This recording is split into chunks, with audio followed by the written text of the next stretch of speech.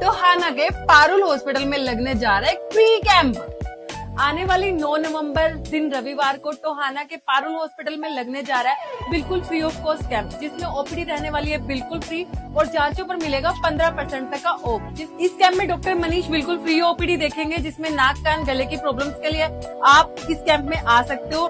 इस कैंप में doctor Parul medifacial, hydrafacial, hair transplant और लेजर जैसे ट्रीटमेंट 15% ऑफ के साथ देंगे। और डॉक्टर आजाद सिंह जो कि सर्वोदय हॉस्पिटल से आ रहे हैं, फेफड़ों, छाती, पुरानी खांसी, पुराने बुखार जैसी अगर आपके प्रॉब्लम से जूझ रहे हो तो इस कैंप में जरूर पहुंचे। आने वाली 9 नवंबर दिन रविवार, समय रहने वाला है सुबह 10 बजे से 2 बजे तक।